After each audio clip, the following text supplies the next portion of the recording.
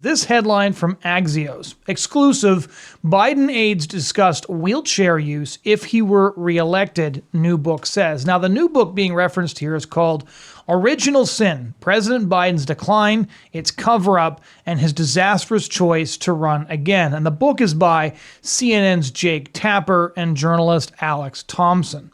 Now, those of you who are, more than 4 or 5 years old will remember that Biden's cognitive decline was a constant discussion leading up to the election and then during the election before he fell apart on live TV during the one and only presidential debate with Donald Trump, where the press corps was finally forced to admit what those of us who had eyes could see for a very long time, which is that Biden wasn't just different than he'd been 10 years ago. He was radically different than he'd been even 2 years ago. Now, considering the fact that Jake Tapper of CNN is the co-author of this book, I'm going to show you 2 different clips highlighting the media's conversion on this subject. Here's clip 1.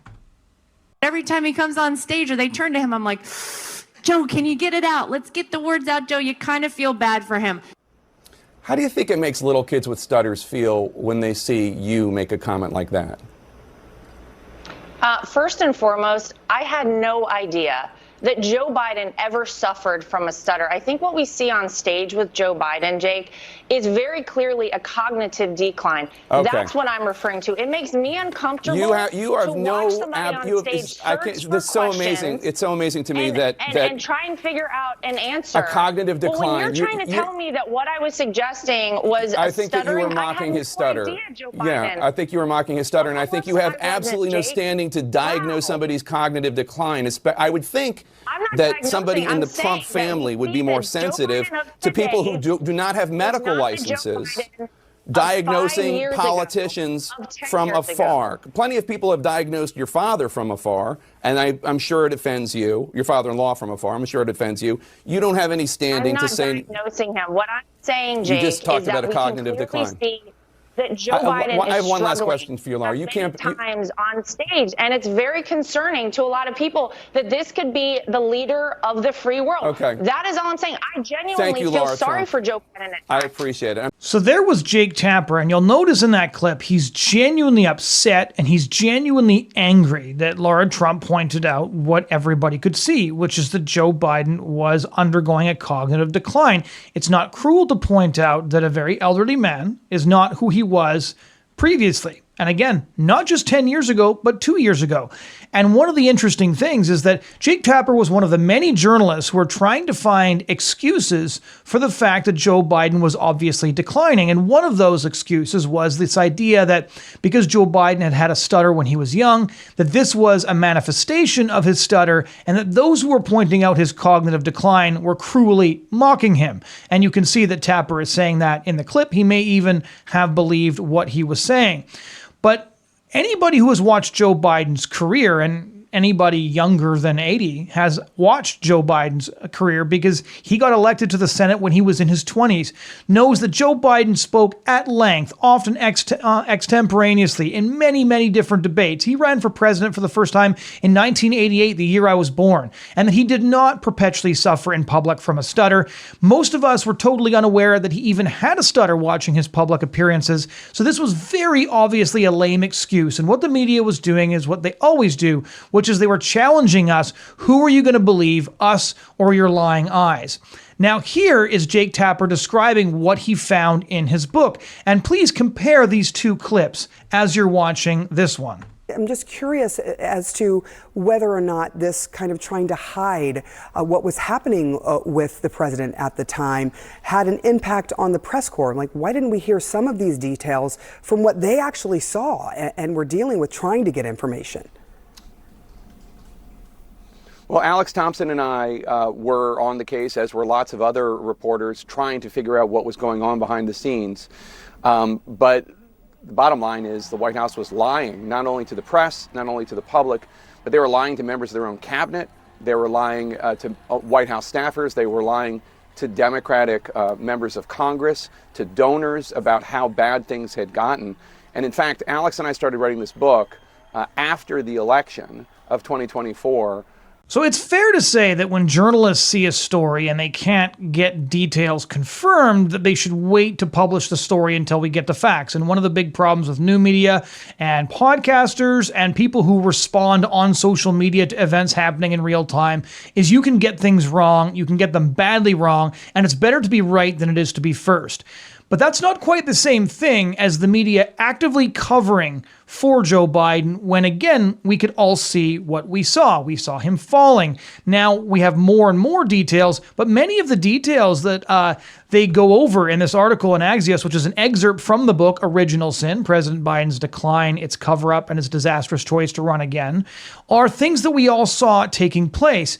And so it's fair enough for Tapper to say, well, we couldn't publish these details because we were being lied to. It's a different thing entirely for himself and pretty much the entire press corps to accuse anybody who pointed out the cognitive decline of essentially mocking his stutter or engaging in some sort of vicious act of ableism. Those are two very different things. They didn't just ensure that they got all the facts right and published the story conveniently after the election when the stakes were pretty much down to zero, except for the fact that they could probably rake in some journalistic awards by breaking a pretty big political story.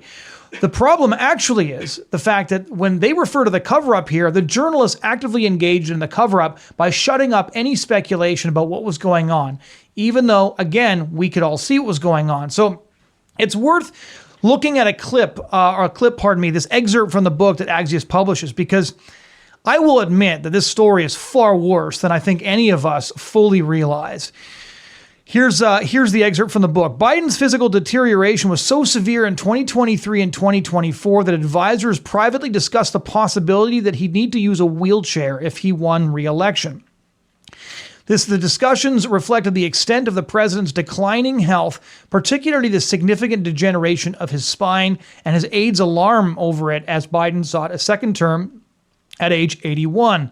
The conversations had by these journalists reveal the White House's determination to conceal the reality of Biden's condition at the risk of his own health while he faced a tough re-election bid against Donald Trump. This book is based on interviews with more than 200 people, mostly Democratic insiders, with knowledge of the events that unfolded during the final 2 years of Biden's presidency. Biden's physical deterioration, most apparent in his halting walk, had become so severe that there were internal discussions about putting the president in a wheelchair. But Biden's aides believed it was politically untenable to have Biden use a wheelchair during his re-election campaign. Given Biden's age, his physician Kevin O'Connor also privately said that if he had another bad fall, a wheelchair might be necessary for what could be a very difficult recovery. Biden's team had increasing fears of a fall after he tripped over a sandbag at the Air Force Academy in June 2023 and began taking many more precautions to avoid a repeat before the election.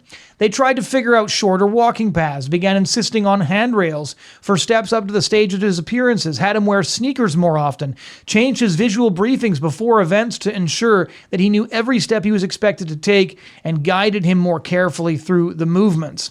O'Connor, that's the physician, had long privately expressed concern about the toll the presidency was taking on Biden's health and argued with Biden's political officials to get more rest time into the president's schedule. O'Connor sometimes quipped that Biden's staff members were trying to kill him while he was trying to keep him alive.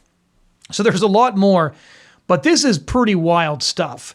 Because A, it shows that what we could all see was in fact happening, but that it was far worse than we realized. That they thought that he might need a wheelchair, and that Biden's doctor joked that they were actually trying to kill him, because this was a very elderly man in a deteriorating condition who was essentially being put through the motions by his team and then presumably also his family, who was aware of his condition but who publicly constantly reasserted his fitness to run for office when, based on the book, again, by Jake Tapper and Alex Thompson, he was barely qualified to walk off stage or on stage or from point A to point B. This is not funny stuff because obviously he could have seriously hurt himself. He was 81 years old.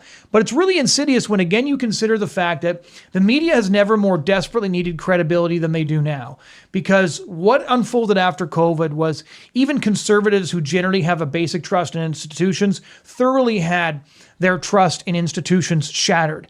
And now again, we have a lie so egregious that it's kind of worthy of a communist regime, where it's, you can all see something happening and the media tells you you're not seeing what you're seeing, but in order for you to believe that, you have to believe them over what you're seeing. Again, it's, who do you believe, us or your lying eyes?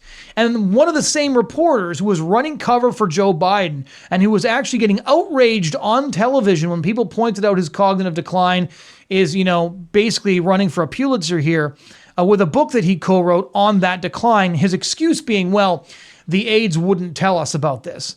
Well, you're a journalist and you're working on politics. Obviously, political aides are not going to share the damning details of a story that would tank somebody's re-election with you prior to the election. And anybody who's done any level of journalistic work knows that. So this is a really lousy excuse that doesn't pass the sniff test at all. There has been no political scandal ever that got broken because political aides with a vested interest in keeping the story secret voluntarily told the truth when the political stakes and their own jobs were so high. But any journalist who is able to observe and report facts and then get interviews to delve into those facts should have looked at what was going on and decided that it was time to figure out what was going on behind the scenes.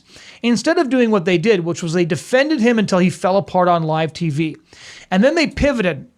And many of us watched this happen live. I was watching CNN right after the debate, and it was like a funeral in there because they realized this guy's not going to make it to the finish line, but they propped him up right until the moment that they realized that was the case. They propped him up right until the moment when they realized he was not going to be able to bring it home for the Democrats, and that's when they decided it's time to start telling the truth. That's when Van Jones and a bunch of CNN hosts all kind of sent out the signal, it's time to start talking about this. And then they got George Clooney to write a hit piece in the New York Times, revealing that he had met Biden sometime before and Biden was not himself. Suddenly, everybody had all of these recollections of personal interactions with the president that could have predicted what we saw take place on that presidential debate stage. And so this story, again, it's a really catastrophic story for the media. When you've got the journalist who helped the cover-up writing a story about the cover-up, this just gives you a really good idea of where our media is at. Thanks so much for joining us on The Bridgehead today. If any of you have any stories that we should cover, please drop a comment below. If you have any vigorous disagreement or heckling you'd like to do, please drop those comments as well. You can find our content wherever you download your podcast. And if you found this content helpful, please do share the video or like it. Thanks so much for listening.